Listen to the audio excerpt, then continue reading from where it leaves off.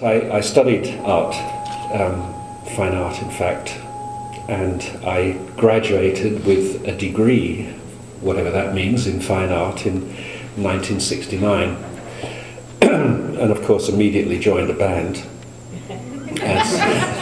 as all art students do. But I continued with my visual work. I'd started working with light when I was at art college. In fact, the first light machine I built was in about 1968, 67 or 68, and it was quite a clumsy object because at that time the only way of controlling light was with clumsy circuits which could basically switch things on and off. In about the mid to late 70s, I started to become aware of the possibilities of video.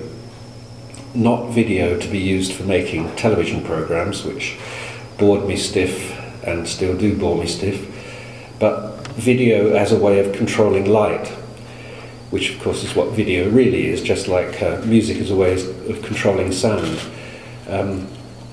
And so I started using video to make what I called then video paintings. So they were essentially fairly still images, as one's used to seeing on television. They weren't stories, they didn't have beginning, middle and end, and they were generally fairly still images, which nonetheless did have slow change in them, so I haven't got very far. That's pretty much what this is.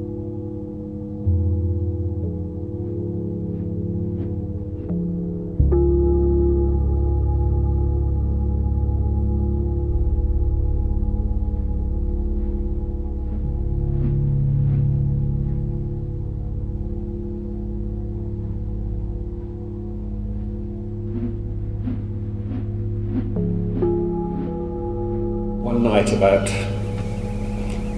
10 years ago probably now, I was walking home from my studio in London and I looked in through a window and saw a typical Notting Hill dinner party, a lot of posh people sitting around a table, and on the wall behind them, where there would have been, until 15 years ago, a big painting, there was a big plasma screen.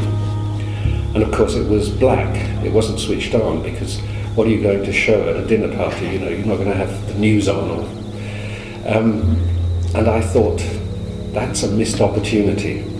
That ought to be a painting. So it was then that we started thinking about the idea of trying to make some version of the stuff that I had been doing in installations that could be used at home, that something that you could put into your computer that would occupy that great big plasma screen that seemed to be in every house in Notting Hill, and turn it into a painting, albeit a painting that changed slowly.